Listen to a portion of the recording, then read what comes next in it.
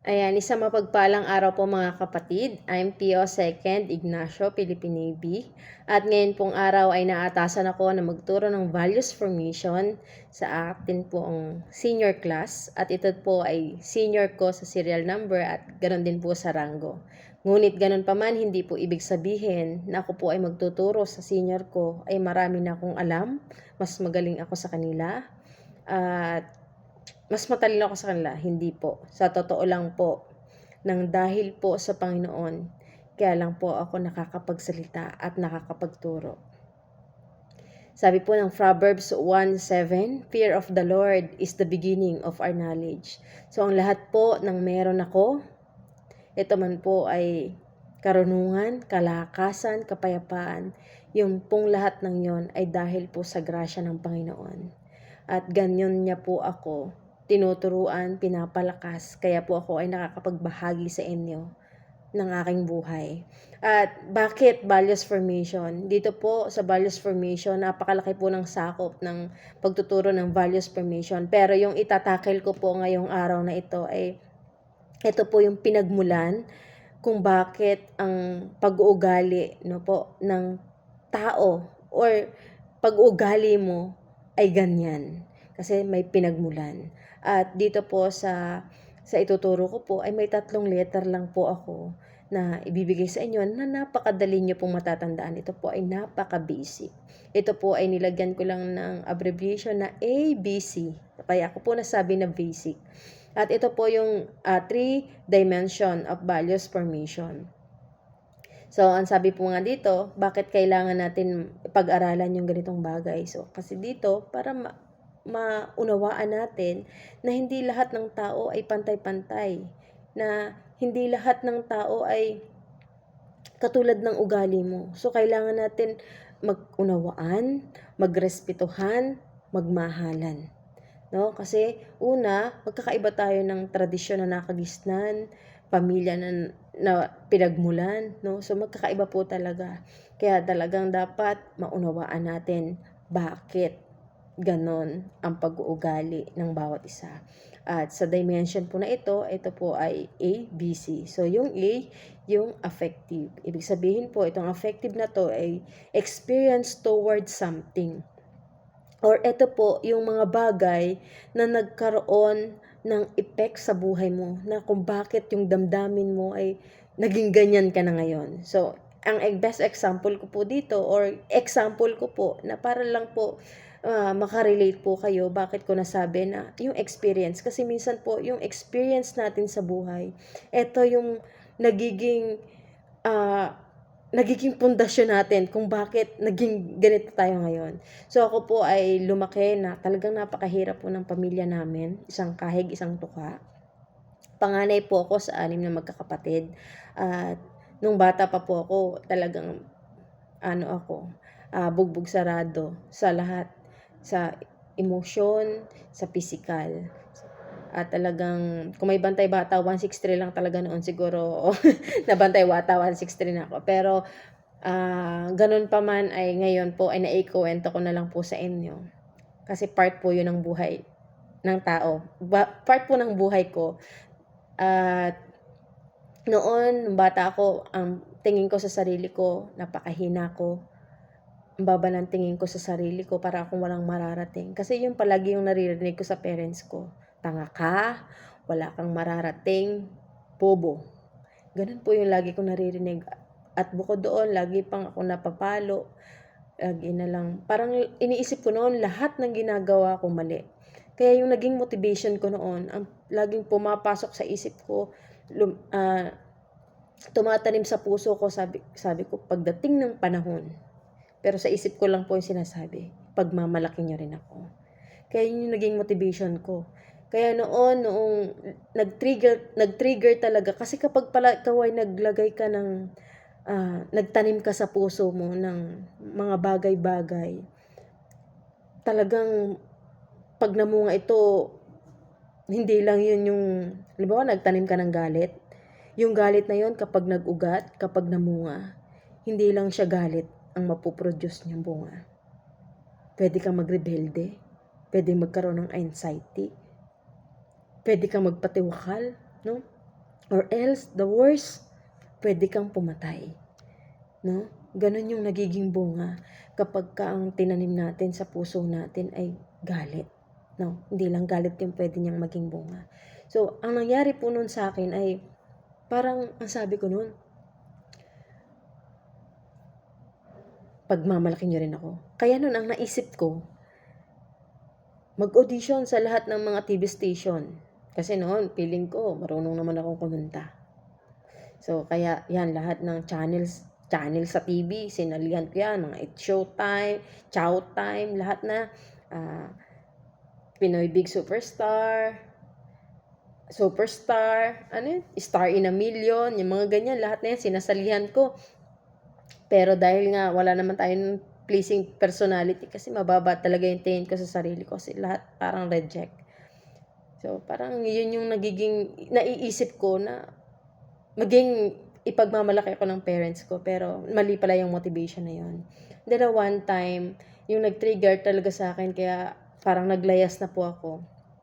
Kasi feeling ko hindi ako mahal eh. Sabi ko, bakit kaya lagi lang ako binubugbog, lagi ang daming sinasabi na pangit, no? One time, inutusan ako ni tatay na kumuha ng papaya. Pantinola daw. So, dinescribe niya lang sa akin yung papaya na kukunin ko, yung mahaba na patulis. So, ngayon, syempre, excited ako kasi pantinola. Pumunta ako ng papayahan namin. So, lahat ng papaya na nakita ko is pahaba na patulis. Syempre, sa isip ko, ang kukunin ko yung pinakamalaki. Kasi maraming tinola yung magagawa. Ngayon, nung daladala ko na yung si papaya kay tatay, nanlisik yung mata ni tatay. Galit na galit. Tanga ka talaga, bumalik ka doon sa puno, ibalik mo yung papaya. Di ako naman, sa sobrang takot ko din, nanginginig na yung katawan ko. Yung papaya, ibinabalik ko rin sa puno. Yung sabi ko, ay naman bumalik doon, lalong nagalit ang tatay ko, tinadyakan niya ako, tapos nalaglag ako doon sa bangin, doon sa may kanal na mataas, tapos puro sugat ako. Tapos nung pagkatapos nun, naglayas na ako. Hindi ako pumunta sa bahay namin, naglayas ako. Tapos 2 days lang naman, nakabalik na ako. Pero, yung paglalayas na yun, parang ang dami kong experience sa buhay. Parang sabi ko, naging malaya ako. Naging malaya ako sa pangit na naririnig ko sa bugbog. Pero at the end, sabi ko, nung nasa ibang bahay na ako, napulot, one day lang yun na sa ibang bahay ako natulog. Sabi ko, iba pa rin pala yung nasa pamilya mo. Then after po nun, yung experience na yun, hindi na ako nabugbog ng tatay ko kasi siguro naisip niya, nakuha na nitong maglayas. Baka sa susunod na bubugbugin ko to, maglalayas ulit. Pero yung mga tinanim na salita sa akin ng tatay ko na bobo ka, tanga ka, wala kang mararating. Parang feeling ko, yun ako. Every time na ako'y magkakamali, tama nga si tatay. Tanga nga ako. So parang ganun yung naisip ko. Kaya sa atin po na magulang or magiging magulang, sa bawat bibitawan po ng ating bibig na salita para sa ating mga anak, isipin po nating mabuti kung ito po ay makakatulong sa kanila o hindi. Kasi bakit? Sa bawat salita na lumalabas sa ating bibig, pwede po itong makamatay at pwede rin itong makabuhay. Kasi may power po ang bawat salita na lalabas sa ating bibig. Kasi binigyan po tayo ng authority ng Lord na makapagpagaling, na makapagpabuhay. Ano po? Kaya sa bawat lalabas po sa bibig natin, lalo't sasabihin natin to sa ating mga anak at magiging anak, pag-isipan nating mabuti kung ito ay makakatulong o hindi. Buti na lang po, may Lord na nag-ingat po sa akin. No? Pero minsan po talaga noon, may pagkakataon na every time na ako magkakamali, parang bumabalik sa akin na, siguro tama si tatay, tanga talaga ako. Pero hindi. Ito twist ng Lord, hindi anak. Anak kita. Mahusay ka. Ang galing lang ng Lord natin. At yung experience na yon ay grabe. Grabe yung ginagawa sa akin ng Lord. At nung one time, na habang parang, alam niyo yun, yung nag-iisip ka ng mga bagay na parang, ano ba talaga yung kailangan kong gawin? Then, nung sa panahon na parang nalulungkot ka na sa buhay mo, may gagamitin talaga ang Lord na para matwist yung iyong pananaw sa buhay. Kasi alam niyo po kung bakit. Wala naman talaga na kahit na sino ang pwedeng makapagpabago ng buhay ng isang tao. Tanging ang Diyos lang. Ang Diyos lang po ang pwedeng makapagpabago ng buhay ng tao. Pero ang Diyos ay pwede pong may gamiting tao para iparinig sa iyo yung pagmamahal ng ating Panginoon. Kasi nung panahon na para pong nawawalan ako ng pag-asa, hindi ko na alam ang gagawin ko. Merong mga member ng church, mga pastor, na naggagala sa mga barabarangay, sa mga bahay-bahay, nagpapalugaw. Then one time, nandun lang ako sa may terrace namin, nakikinig lang ako doon. Terrace, parang mayaman, no? So, nasa pahingahan po ko doon sa harapan namin noon. Kasi noon, pagka meron ka na pong upuan sa labas, tawag na po namin ng terrace. So, yun po, meron pong verse na sinabi yung Pastor Romy po. Kaya, hindi ko po din talaga yun makakalimutan. At talagang, mahal na mahal ko rin po talaga. Meron po siyang sinabi na verse na talagang parang, yun, up to now, dala-dala ko siya. Ano sabi po ng verse na yun? Sa episode 6, verse 1 to 3. Mga anak, sundin ninyo ang inyong mga magulang, alang-alang sa Panginoon, sapagkat itong utos ng Diyos na may kalakip na pangako. Hahaba ang iyong buhay, magiging masaya ka, magtatagumpay ka. Alam niyo yung salita na yun? Nagre-resist yung isip ko, Panginoon. Sa dinami-dami naman ng verse na pwede mong ibigay sa akin, bakit naman yung pag-igalang yung magulang? Sundin yung mga magulang. Samantalang yung magulang ko, lagi na lang sinasabi sa akin, tanga ako, wala akong mararating. Bobo. Paano ko naman, Lord, igagalang? Pero yung word na yun, grabe yun, hindi na siya nawala sa puso ko. Then one time, in-invite ako na mag-attend ng church. Hindi ko kilala yung lahat ng tao doon sa loob. Doon kinausap ako ng Panginoon. Sabi ng pastor doon, kung sino man sa inyo yung kinakausap ng Panginoon sa oras na to, lumapit sa harap. Alam niyo po, grabe yung iyak ko. Kahit hindi ko kilala yung nasa paligid ko, lumapit ako sa harap. At alam niyo yung nasabi ko, Lord, simula ngayong araw na to, susunod ako sa iyo. Ngayon, pag uwi ko po ng bahay, hindi ko naman talaga yung ginagawa. Niyakap ko yung tatay ko. Kasi alam niyo po ang tinuro sa akin ng Lord, mahirap anak magpatawad. Pero kapag ginawa mo ito sa akin, patatawarin din kita. Mahirap ibigay ang patawad sa taong hindi naman humihingi ng tawad sa iyo. Ang hirap ibigay ng patawad sa taong sobra ang ginawa sa iyo. Mahirap magpatawad, lalo't hindi naman niya alam na nagkasala ka sa iyo. No? Pero alam niyo po yung sabi ng salita ng Panginoon na talagang grabe din ang dating sa akin. Yung Mateo 6 verse 14 to 15. Kapag hindi ka nagpatawad, hindi ka rin patatawarin ng ating Ama na nasa langit. Kaya grabe din yung takot ko nun. Ganun pala yung Lord. Pag pala hindi ako nagpatawad, hindi mo rin ako patatawarin.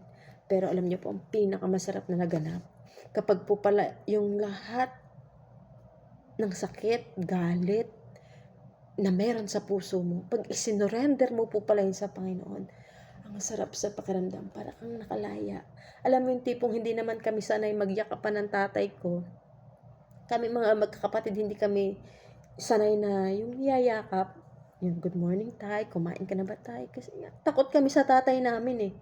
Pero alam nyo, nung sinabi ng Lord, na gawin mo ito para sa akin, doon, niyakap ko ang tatay ko. Siguro kung sa isip-isip ng tatay ko, ano ba nangyari dito? Nanggaling lang ng simbahan, ganyan na. Pero alam niyo po, hindi man yun, kung hindi man yun na-appreciate ng tatay ko, grabe yung alab ng puso na ibinigay sa akin ng Lord. So, yun yung experience ko na talagang sinasabi ko na yun yung nakapagpa-apekto kung sino ako ngayon. Kasi kung hindi ko na-experience yung bagay na yun, hindi ako makakapagturo sa inyo. hindi ko ma-share yung buhay ko. At hindi ko ikinakahiya na i-share ito dahil alam ko na hindi man sa inyo o sa iba, pero alam ko na pwedeng makatouch ng buhay ng iba kung papaano ang pagpapatawad na ginawa sa akin ng Lord, pagpapatawad na itinuro sa akin ng Lord, ay ini-apply ko sa buhay ko. So, ganun, yung number 1. At yung B, behavioral dimension. Kung ang una, yun yung nakapag-apekto sa akin. Yung pangalawa, yung behavioral dimension. Ito naman yung behavioral dimension. Ito yung involving or relating to closely related to you. Yung mga tao sa paligid mo na minsan yung ugali nila ay naa-adapt mo. Or something sa pamilya mo na yun yung ginagawa nila, kaya pala na-adapt mo na siya, na minsan inisip mo yun yung tama, no? Kaya nga, ang remind sa atin ng Panginoon sa 1 Corinthians 15:33, ang masamang kasama ay nakakasira ng magandang ugali. Hindi nyo minsan napapansin, nung tayo ay, minsan tayo sabi, bakit parang nagbago ka na? Nag-iba na yung ugali mo, dati ang bait-bait mo, ngayon, nagmumura ka na, ngayon, nag-aano ka na, dati naman, napaka-ano mo, ba't ngayon, ang dami mo ng bisyo, diba? Kasi nga, depende kung saan ka nakapalibot. Diba mo, kung dati hindi ka marunong magmura, kapag ka ang kasama mo, palaging nagmumura, magulat ka na lang mga ilang oras, nagmumura ka na din. Kasi naa-adapt mo yung nasa paligid mo. Kaya nga nagre-remind ang Lord na kung sino yung nakakasama mo, pwede kang maging yun. No? Kaya nga 'di ba, kapag ka ang kasama mo lasinggero, kahit di ka manginginom, pag lagi mo siyang nakakasama, paglipas ng mga ilang araw, nagiinom ka na rin. Lasinggero, lasinggera. Sugalero, sugalera. Di ka man marunong magsugal, pero lagi kang kasama kung saan-saan, matututo ka na rin. Babaero, babaera, di ka naman ganyan, di ka mahilig pumunta kung saan-saan. Pero dahil ang kasama mo ganun ka na rin. Kasi, na-adapt mo. Pero hindi ko sinasabi na huwag kayong makisama. Okay lang makisama, pero huwag kayong makikisama. Dapat, yung goal mo lagi sa buhay mo. Ano ba yung goal mo sa buhay mo? Dapat sila yung, kung alam mo, ikay nasa tama, no? Akayin mo sila. Hatakin mo sila. Hindi yung, ikaw yung mahatak nila. No? Kaya nga sabihin mo sa akin kung sino kaibigan mo, at sasabihin ko sa'yo kung sino ka. Kaya yung pag-remind sa atin ng Lord regarding sa pagsama natin sa ating mga sinasamahan, ay piliin natin. Kasi, kung mahina ang iyong sa sarili mo, ikaw yung hatak nila. So, yun, yung goal natin sa buhay, dapat panghawakan mo yun. No? Manindigan. No? Pag sinabi mong hindi, hindi. Pag sinabi mong sinurrender mo na yun sa Lord, sinurrender mo na. No? Naalala ko nga yung asawa ko pag nagkukwento siya sa barko. Sige na, tagay ka lang, isa lang. No? Kapag kayang tagay na yan, ay pinagbigyan mo sa susunod, hindi na lang yan isang tagay, dalawang tagay na yan. Pero alam mo, sinasabi ng asawa ko na lang ganito, sinurrender ko na yan sa Lord. Kaya hindi ko na pwede yan ibalik. Kasi sinurrender mo na Kahit sinong tao, kapag ka ang sinabi mo, sinurrender ko na yan sa Panginoon, wala na pwedeng pumigil sa'yo. Kasi bakit? Ang kalaban nila ang Panginoon. Sinurrender mo na, pipilitin mo pa. So, manindigan tayo. Kung sino man yung mga nasa paligid natin, pakiramdaman natin. No? At yung pangatlo, yung cognitive dimension. Yung nagbigay malay, nagbigay karunungan, at minsan, sa loob ng ating tahanan. Minsan, akalata natin, nung bata pa tayo, lahat ng nakikita natin na ginagawa ng ating yung nakatatanda sa atin is tama. At ang best example ko dito ay yung tatay ko. Kasi sabi ko sa inyo, 'di ba kanina binubugbog ako emotionally, physically. Pero yun pala yung naiisip niya na tama. Kasi lumaki rin pala siya na talagang ang nagpatatag sa kanya ay yung kanyang nangyari sa buhay niya. Kasi ang tatay niya, ah, veterano, palaging wala sa kanila. So, kasali yun sa World War II. Yung nanay niya maagang namatay. Then sila magkakapatid, nagkanya-kanya. Si tatay nangarap mag-aral, hindi rin siya makapag-aral kasi nga wala naman magpa-aral sa kanya. So, namuhay siya nang siya halos lahat sa kanyang sarili. Nagtrabaho ng maaga. At yung nangyari sa buhay niya ay yung nagpatatag sa kanya. Kaya ang naisip niya, kung yung experience niya ay ma-experience ng mga anak niya, magiging matatag din siya. Magiging matatag. Yun yung pananaw niya sa buhay. Nakalata niya ay tama. Sa kanya, tama yun. Pero sa amin, tama ba? Diba? Hindi. Kasi ang alam namin, masakit yun eh. Nakakasakit. Pero, alam nyo ba, na yung ginawa pala na yun ng tatay ko, ay may purpose, part ng training ko. Nung nag-training na ako ng sundalo, doon ko na-realize na yung palang ginawa sa akin ng tatay ko na pambubugbog, physically, emotionally, ay paghahanda sa akin para sa training ko sa pagiging sundalo. No? Kaya nung tinatawag na ako ng mga DI ko na, parito ka nga Marquez, napakatanga mo pala. Napakatanga mo talaga. Pero alam mo sa isip-isip ko, nung sinasabi yun nung DI ko sa akin, parang wala na lang sa akin. Parang na-immune na ako, sir. Sa isip-isip ko ba? Sir, tagal ko nang alam yan kasi bata pa lang ako, sinasabi na ng tatay ko sa akin na tanga ako eh. No, yung pandidibdib sa akin kapag ka verifying ka, Marquez. No? Ba't ka nagpupot? Opo. Simple na lang sa akin yun, parang nasanay na yung katawan ko. So, ibig sabihin, minsan sa buhay natin, may mga nagaganap na hindi natin maintindihan. Pero yun pala ay preparation sa atin ng Panginoon para mapagtagumpayan natin ang ating kakaharapin na pagsubok sa ating buhay. Kaya kung may nararanasan kang pagsubok ngayon sa iyong buhay, ipagpasalamat mo yan sa Diyos. Bakit? Kasi piniprepare ka ng Lord sa magandang bukas, magandang bagay na inihanda niya para sa iyo. Kaya magpatuloy tayo sa buhay. At katulad ko, kung gusto nyo rin po na ma-experience ang Lord sa buhay nyo, i-apply nyo din po yung ABC. No? Yung ABC naman po ng ABC of a good life. So, nung una natutunan po natin na sa dimension po o sa pinaan ng buhay natin ay talagang naunawa natin kung ano ba yung nakapagpa-apekto sa atin, no?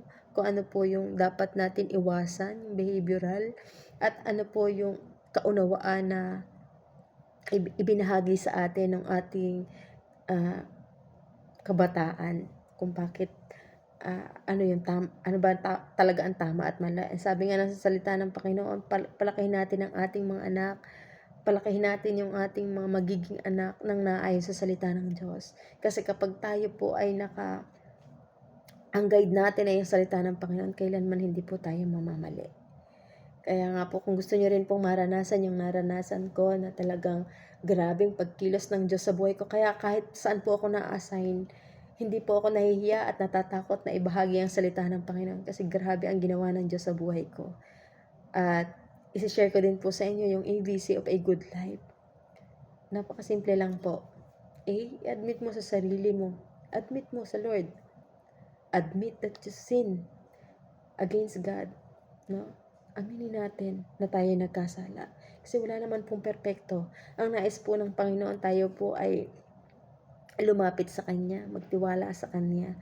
At kung tayo man po ay nagkasala, humingi po tayo ng tawad sa ating Lord. At ang Lord naman po natin ay dalawang kamay na palagi pong naghihintay para sa atin. Kasi ang nais ng Lord, makapiling niya tayo. Tandaan po natin na ang kasalanan ay nagiging ugat ng problema ng tao. Siya ang nagiging ugat. Kaya minsan yung ating mga panalangin baka kaya hindi pa talaga binibigay ng Lord dahil meron pang sin na nakabara. So tanggalin po natin yung sin, magsisi po tayo, humingi po tayo ng tawad at wag na po natin gawin pa muli yung mga kasalanan at pangit nating nagawa ng nakaraan. So be Believe Jesus loved you and Jesus died for you. Maniwala ka na mahal ka ng Panginoon at namatay ang Panginoon para sa iyo. Yung lahat ng kasalanan mo, binayaran na ng Panginoon. Nung dumating si Jesus Christ, sabi ng John 3:16, ay gayon na lamang ang pag-ibig ng Diyos sa sanlibutan, kaya ibinigay niya ang kanyang bugtong na anak upang ang lahat na sumampalataya sa kanya ay maligtas at magkaroon ng buhay na walang hanggan. Ganon tayo kamahal ng Panginoon. Kailangan lang natin maniwala, no? Na tayo mahal na mahal ng Panginoon. At ang sabi sa C, confess Jesus as Lord and Savior. Sabi ng Roma 10:9, if you declare with your mouth Jesus is Lord, at siya ay nabuhay pagkalipas ng 3 araw, no? Ikaw ay maliligtas pag ikaw ay sumampalataya sa Kanya. Ganon po kabuti ang Panginoon. Kailangan ipahayag ng ating bibig. At kung tinatanggap mo yon at nais mo yon, ako po ay mananalangin ng pagtanggap. No?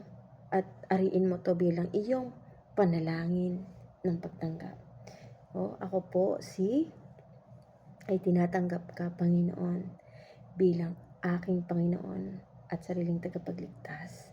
Naamin ko po na ako po ay nagkasala at ako po ay humingi ng tawad sa iyo. Naniniwala ako na ikaw ay namatay para sa akin at ako ay sobrang mahal na mahal mo. Kaya Lord, simula po ngayong araw na ito, ako po ay susunod.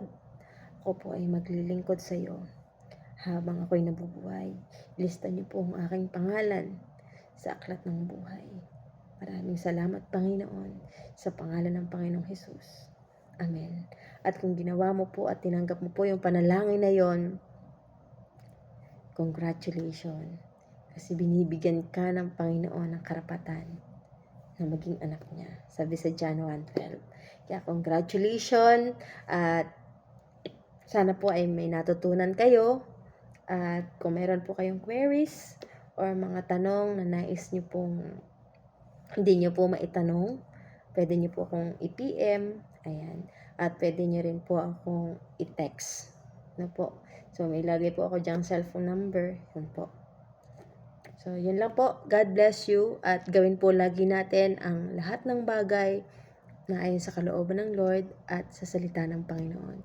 See you and God bless you.